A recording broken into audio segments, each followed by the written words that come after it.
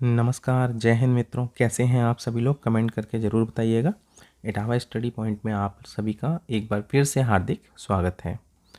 आज का टॉपिक है अधिगम यानी कि लर्निंग, और हम अधिगम के अंतर्गत आज हम अधिगम के वक्र, पठार और अधिगम अंतरण के विषय में समझेंगे। ये टॉपिक टेट, सीटेट या शिक्षक भर्ती में लगभग आप मान के चलिए 2 नंबर आप लोगों के लिए पक्का करेंगे। तो आज हम इस टॉपिक में देखेंगे अधिगम के वक्र, साथ में अधिगम के पठार, अधिगम अंतरण और अधिगम अंतरण के महत्वपूर्ण सिद्धांतों को। चलिए शुरू करते हैं आज की क्लास। सबसे पहले हम शुरू करेंगे अधिगम के वक्र और पठार से। अधिगम के वक्र और पठार में हम लेंगे सबसे पहले अधिगम के वक्र। अधिगम के वक्र हैं क्या? देखिए, जब कोई व्यक्ति किसी कार्य को सीखना प्रारंभ करता है तो सीखने की गति प्रारंभ से लेकर अंत तक एक समान तो होती नहीं है। तो यह किसी कौशल में क्या होता है कि व्यक्ति या तो जल्दी निपुण हो जाता है या उसे टाइम लगता है। यह सीखने की गति इसी दौरान क्या होती है, कभी तेज होती है, कभी धीमी होती है, कभी बिल्कुल रुक जाती है।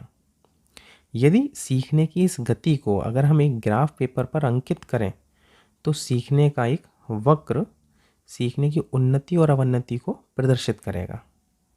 आपने ग्राफ पेपर देखे होंगे, ग्राफ पेपर बना देते हैं कि स्टार्टिंग में देखिए सीखने की गति इतनी थी, फिर ये रहा, फिर ऐसे बढ़ी, ये ग्राफ बनता है। तो यही उन्नति और अवनति को, सीखने की गति की उन्नति अवनति अगर हम ग्राफ पेपर पर अंकित करते हैं तो यही सीखने का वक्र कहलाता है। चलिए अधिगम के वक्र से संबंधित प्रमुख परिभाषाएं देख लेते हैं। तो पहली महत्वपूर्ण परिभाषा है जो काफ़ी बार आपके प्रश्न पत्र में पूछी गई है। तो अधिगम वक्र सीखने की क्रिया से होने वाली गति या प्रगति को व्यक्त करता है। देखिए क्या कह रहा है कि अधिगम जो वक्र है सीखने की क्रिया से होने वाली गति या प्रगति को व्यक्त करता है। ये कथन है गेट्स महोदय का। चलिए दूसरी डेफिनेशन देख लेते हैं। दूसरी डेफिनेशन है स्किनर महोदय की। तो स्किनर महोदय ने कहा है कि अधिगम वक्र अधिगम में होने वाली उन्नति और अवनति का ग्राफ पेपर वर्णन है। यानी कि स्किनर महोदय का कहना है कि अधिगम वक्र क्या है? अधिगम में होने वाली उन्नति और अवनति का ग्राफ पेपर पर वर्णन है। अगली परिभाषा है अलेक्जेंडर की। तो इन्होंने कहा है कि अधिगम के आंकड़ों को, किसको? आंकड़ों को ग्राफ पेपर पर दिखाना ही अधिगम वक्र है। देखिए छोटी सी मैंने अपने दिमाग से एक कोरिलेट कर लिया कि स्किनर में आधा सा और उन्नति में ना, तो मतलब टूटा टाटा आता है। तो अधिगम वक्र की ये डेफिनेशन मैंने कोरिलेट करा दी। और जब अलेक्जेंडर की डेफिनेशन हम देखते हैं तो बात करते हैं आंकड़ों को। तो अधिगम के आंकड़ों को ग्राफ पेपर पर दिखाना ही अधिगम वक्र है। तो आंकड़ों की जब बात करते हैं तो आज से हम बात कर लेते हैं अलेक्जेंडर की। जैसे आप याद कर सकते हैं, देखिए याद करना आपके ऊपर डिपेंड करता है कि आप अपने सीधे सीधे याद करते हैं या किसी शब्द को या किसी वर्ड को या किसी स्टोरी के माध्यम से कैसे आप कोरिलेट कराते हैं, ये अपने अपने दिमाग पर निर्भर करता है। चलिए आगे चलते हैं। जब हम अधिगम वक्र की बात करेंगे तो अधिगम वक्र हम 4 तरीके के देखेंगे, जिसमें पहला है ऋणात्मक उन्नति वक्र, जिसे हम उन्तोदर वक्र भी कहते हैं या कह सकते हैं घटनशील उपलब्धि वक्र या कॉन्वेक्स कर्व। ये सबसे ज़्यादा जो प्रश्न पत्र में दिक्कत देता है वो देता है कि ये कॉन्वेक्स कर्व लिख के देने लगते हैं और ये भी इंग्लिश में देते हैं। ठीक है, इसमें क्या होता है चलिए ये समझ लेते हैं हम सबसे पहले। इस प्रकार की वक्र रेखा में क्या होता है, प्रारंभ में सीखने की जो गति होती है वो तीव्र होती है। देखिए, और धीमे धीमे समय के संग ये गति क्रमशः कैसी होती है, मंद होती जाती है। यानी कि इस प्रकार के सीखने में प्रारंभ में उत्साह अधिक होता है और बाद में कम हो जाता है। चलिए चलते हैं अगले वक्र की तरफ। यहाँ पे दूसरा वक्र है धनात्मक उन्नति वक्र, जिसको हम नतोदर वक्र भी कहते हैं या इसको हम कहते हैं बढ़ते निष्पादन का वक्र और कॉनकेव कर्व। यहाँ देखिए अधिगम की जो मात्रा है और यो अभ्यास या प्रयास है, तो क्या होता है, प्रारंभ में तो जो गति होती है अधिगम की जो मात्रा की सीखने की वो कम होती है, पर धीमे धीमे ये बढ़ती चली जाती है। तो इसको बोलते हैं हम धनात्मक उन्नति वक्र या नतोदर वक्र। चलिए आगे चलते हैं। अगला प्रकार है सरल रेखीय वक्र, जिसको हम समान निष्पादन वक्र भी कहते हैं। यहाँ पे क्या होता है, ये कहते हैं कि सीखने की जो गति होती है प्रारंभ से लेकर अंत तक एक समान रहती है, ना घटती है ना बढ़ती है। पर ऐसा संभव नहीं है, कम से कम हम लोगों के लिए, मनुष्य के लिए सीखने की गति कभी बढ़ती घटती रहती है, तो ये संभव नहीं है, पर ये वक्र होता है। चलिए अगले वक्र की तरफ चलते हैं। हम बात करते हैं चौथे वक्र की, मिश्रित वक्र, या इसको कहते हैं हम एस टाइप वक्र या सर्पाकार वक्र। इसमें क्या होता है कि जो अधिगम होता है अभ्यास के साथ घटता है बढ़ता है, यानी कि एक मान के चलिए कि आप नतोदर और उन्तोदर वक्र दोनों का मिश्रित रूप है ये। यहाँ आरंभ में तो सीखने की गति क्या होती है, धीमी होती है, पर यह बढ़ जाती है, पर एक स्थिति ऐसी आ जाती है ये फिर डाउन होने लगती है। तो ये दोनों का मिला जुला जो रूप होता है उसको बोलते हैं हम मिश्रित वक्र, यानी कि एस टाइप वक्र। चलिए आगे चलते हैं। अब हम बात करेंगे यहाँ पे अधिगम के पठार के विषय में। अधिगम का पठार क्या होता है, देखिए जब हम सीखना प्रारंभ करते हैं तो हम सीखते जाते हैं, पर एक स्थिति ऐसी आती है कि किसी भी कारण से हमारे जो सीखने का जो क्षमता बोल लीजिए या ग्रहण करने की शक्ति बोल लीजिए कि वहाँ एक समय के लिए रुक सी जाती है। तो जो ठहराव आता है सीखने के दौरान, तो वो अधिगम का पठार कहलाता है।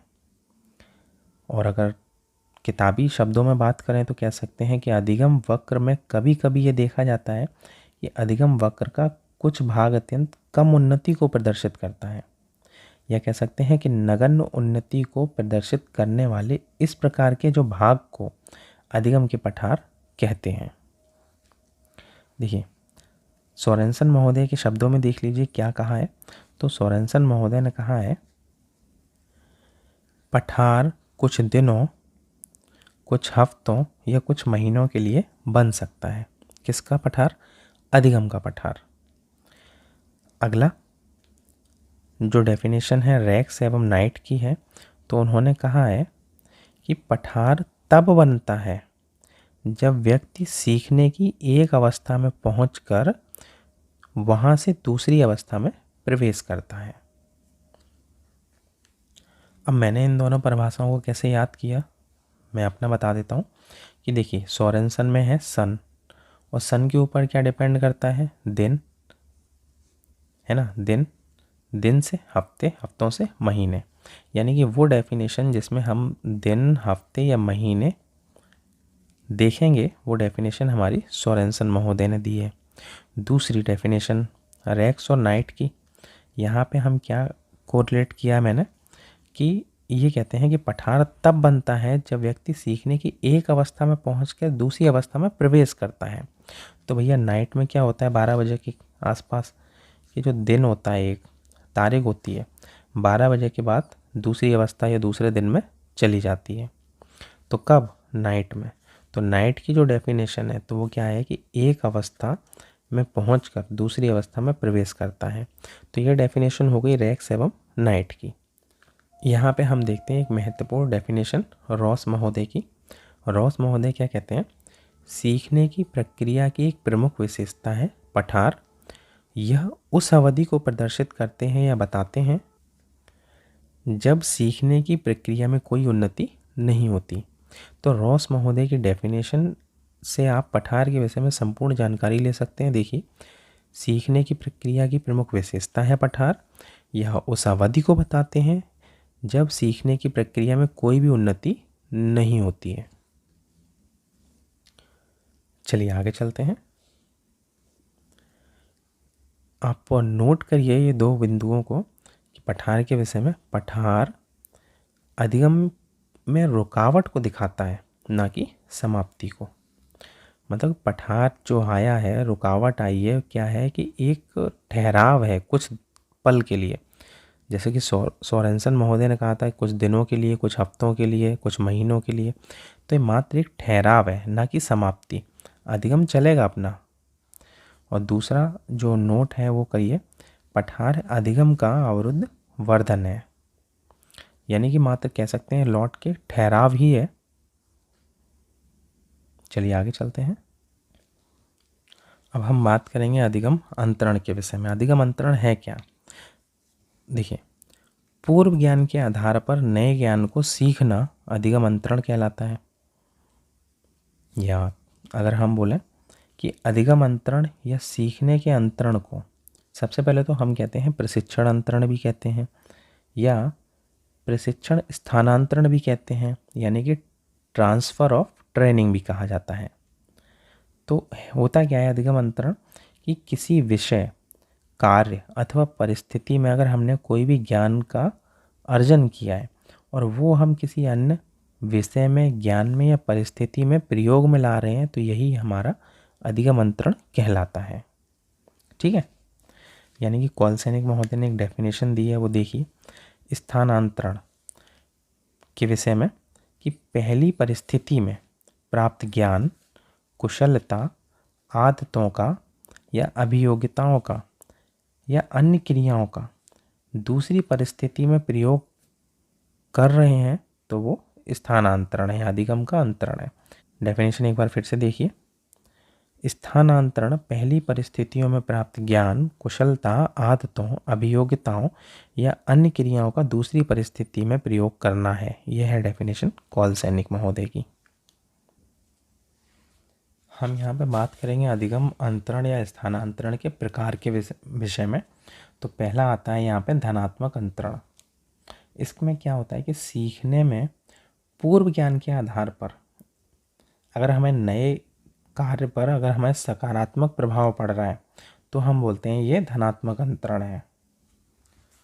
उदाहरण के लिए आप चित्र के माध्यम से समझ सकते हैं। जैसे मान लो आपने बैडमिंटन खेलना सीखा हुआ है, तो क्या आप टेनिस के विषय में नहीं जानते? टेनिस नहीं खेल सकते? बिल्कुल खेल सकते हैं। मतलब हमने पहले उस चीज़ को सीख रखा है, उसका हम बस दूसरे क्षेत्र में जब हम याद कर रहे हैं, लर्न कर रहे हैं, खेल रहे हैं, तो हमें प्रभाव सकारात्मक रूप में मिल रहा है कि हाथ कैसे चलाना है, कहाँ क्या करना है। तो ये होता है धनात्मक अंतरण। अब दूसरा उदाहरण मान लीजिए, हिंदी भाषा का अगर आपको ज्ञान है, तो संस्कृत भाषा के सीखने में ये आपको क्या करेगा? हेल्प करेगा। ठीक है, तो यही है धनात्मक अंतरण। चलिए अगला देखते हैं। नेक्स्ट है शून्य अंतरण।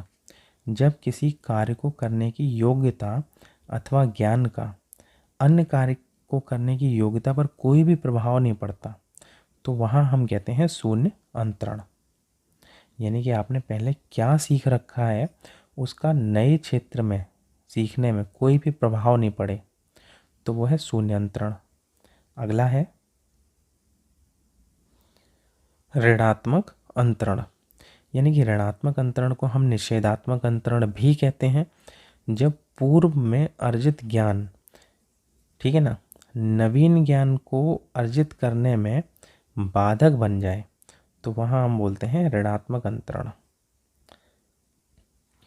जैसे उदाहरण के लिए आपने चलाना सीखा है साइकिल, और आपसे कह रहे हैं कि चला लो भैया नाव, पानी में बोट, तो ये एकदम विपरीत है ना। तो ये अवरोध उत्पन्न करेगा। या इसका एक अच्छा उदाहरण ऐसे समझिए कि आपने जो टाइपिंग सीखी है हिंदी की, ठीक है ना, वो सीखी है आपने और आप उसमें परफेक्ट हैं हिंदी टाइपिंग में, और आपसे कहा जाए कि आप इंग्लिश टाइपिंग करिए, तो वहाँ पे क्या होगा? आपको समस्या होगी, क्योंकि आपने जो अधिगम कर रखा है, जो कीबोर्ड आपने रट रखे हैं, वो हिंदी माध्यम के हैं। तो ये आपका नए सीखने के क्षेत्र में आपको प्रभावित करेगा, प्रभाव डालेगा, थोड़ी सी आपको समस्या या अवरोध उत्पन्न करेगा। तो इसको बोलते हैं हम ऋणात्मक अंतरण। चलिए आगे इसके कुछ अन्य प्रकार देख लेते हैं। कुछ अन्य प्रकार भी पूछे जाते हैं परीक्षा के दौरान प्रश्न पत्रों में। चलिए देख लेते हैं। और सबसे पहला है क्षैतिज समांतर अंतरण। इसमें क्या होता है, जब किसी परिस्थिति में अर्जित ज्ञान, अनुभव या प्रशिक्षण का हम उपयोग उसी प्रकार की लगभग समान परिस्थिति में करते हैं। ठीक है, जैसे स्कूटर चलाना आता है तो उसी जैसी परिस्थिति दूसरी क्या है, मोटरसाइकिल चलाना। तो यहाँ पे जो हमने सीखा उसका प्रयोग अगर हम यहाँ पे करेंगे तो ये है क्षैतिज समांतर अंतरण। या इसका एक अच्छा उदाहरण आप समझ सकते हैं कि एक 10th क्लास का विद्यार्थी है और उसने मैथ लिया हुआ है और मैथ के सवालों को लगा लेता है। बस समान परिस्थिति क्या है कि मैथ 10th की फिजिक्स में अगर न्यूमेरिकल आते हैं तो वो लगा लेगा बिल्कुल, क्योंकि आपने वो सीख रखा है। तो इसको बोलते हैं क्षैतिज समांतर अंतरण। चलिए आगे चलते हैं। अगला है यहाँ पे ऊर्ध्व या कह सकते हैं कि लंबवत अंतरण। इसमें क्या होता है, जब किसी परिस्थिति में अर्जित ज्ञान या अनुभव का हम किसी अन्य भिन्न प्रकार की या उच्च स्तरीय परिस्थितियों में हम उसका प्रयोग कर रहे हैं, पूर्व ज्ञान का, तो इस प्रकार का जो सीखने का जो अंतरण होता है ऊर्ध्व अंतरण कहते हैं। जैसे हमने साइकिल चलाना या मोटरसाइकिल चलाना सीखा है रोड पे और हम उसका उच्च स्तरीय परिस्थितियों में प्रयोग कर रहे हैं कार चलाने में, तो ये है ऊर्ध्व अंतरण। अब कैसे, देखिए साइकिल चलाना सीखा या मोटरसाइकिल चलाना सीखा तो हमें सड़क के विषय में ज्ञान है कि हमें कहाँ रेड सिग्नल है, कहाँ कौन सा सिग्नल है, कहाँ कैसे चलना है, बाएं या दाएं। तो इन सब चीज़ों का हमने जो सीखा हुआ है ज्ञान, उसका हम उच्च स्तरीय परिस्थितियों में प्रयोग कर रहे हैं, है ना। तो ये बोलते हैं ऊर्ध्व अंतरण। चलिए अगला अंतरण देखते हैं कौन सा है। यहाँ पे अगला अंतरण है पार्श्विक अंतरण।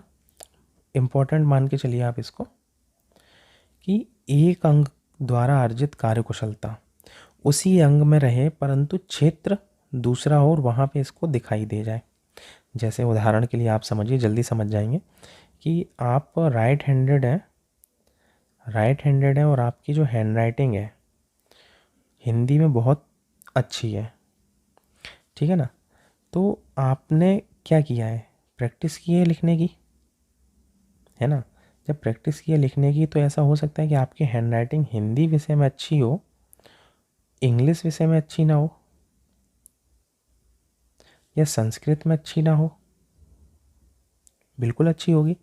तो आपका जो कौशल है ये किस में है, राइट हैंड में, इसी अंग में रहा, पर क्षेत्र कौन सा है, हिंदी में भी अच्छी है, इंग्लिश में भी अच्छी है आपकी हैंड राइटिंग, और संस्कृत विषय में भी अच्छी है।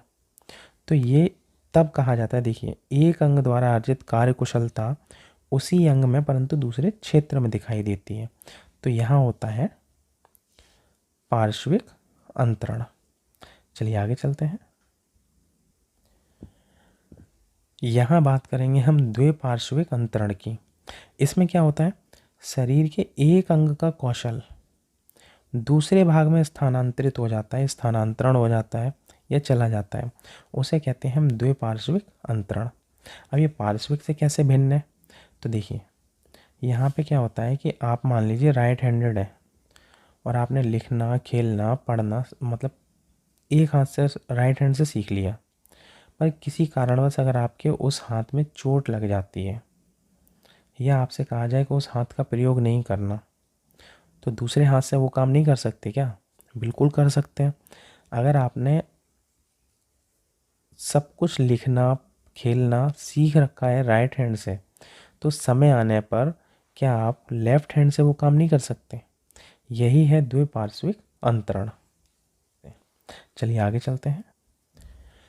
यहाँ हम देखेंगे अधिगम अंतरण के महत्वपूर्ण सिद्धांत। तो पहला है मानसिक अनुशासन का सिद्धांत, दूसरा है समान अव्यय का सिद्धांत जो कि थार्नडाइक महोदय ने दिया। अब जो सिद्धांत है समान अव्यय का सिद्धांत थार्नडाइक का, ये थार्नडाइक के सादृश्यता के नियम का एक विस्तार है। तीसरा है सामान्यीकरण का सिद्धांत जो दिया है CH जुड ने, ऐसा का ऐसा ही पूछा जाता है। सामान्यीकरण का सिद्धांत किसने दिया? CH जुड ने। समान अव्यय का सिद्धांत किसने दिया? थॉर्नडाइक ने। आरोपण का सिद्धांत किसने दिया? अगला क्या है, आरोपण का सिद्धांत किसने दिया? गेस्टोल्डवादी मनोवैज्ञानिक ने। नेक्स्ट है आपका सीखना सीखने का सिद्धांत। फिर से देखिए, सीखना सीखने का सिद्धांत यानी कि theory of learning to learn. अब देखिए MCQ जब परीक्षा के दौरान आपसे बहुविकल्पी प्रश्न पूछे जाते हैं तो ऐसे भी पूछ सकते हैं कि मानसिक अनुशासन का सिद्धांत या समान अव्यय का सिद्धांत किससे संबंधित है? बुद्धि से है, व्यक्तित्व से है, अधिगम से है या प्रेरणा से है? तो आपको ये पता होना चाहिए मानसिक अनुशासन का सिद्धांत हो, समान अव्यय का सिद्धांत हो, सामान्यीकरण का सिद्धांत हो या आरोपण का सिद्धांत हो या सीखना सीखने का सिद्धांत हो, तो ये सारा का सारा आपका अधिगम से संबंधित है। ठीक है ना। यहाँ पे एक नोट और आप ध्यान दीजिए, 19वीं सदी में विलियम जेम्स ने सर्वप्रथम स्थानांतरण पर किया था परीक्षण, जिसका उद्देश्य क्या था? मानसिक अनुशासन के सिद्धांत की सत्यता को जानना। तो सबसे पहले सर्वप्रथम जो स्थानांतरण पर परीक्षण किया वो किया है विलियम जेम्स ने। और किसकी सत्यता को जानना? मानसिक अनुशासन के सिद्धांत की सत्यता को जानना। ठीक है, चलिए आज की क्लास आपको कैसी लगी कमेंट करके एक बार ज़रूर बताइएगा। इटावा स्टडी पॉइंट में बने रहने के लिए आप लोगों का बहुत बहुत धन्यवाद।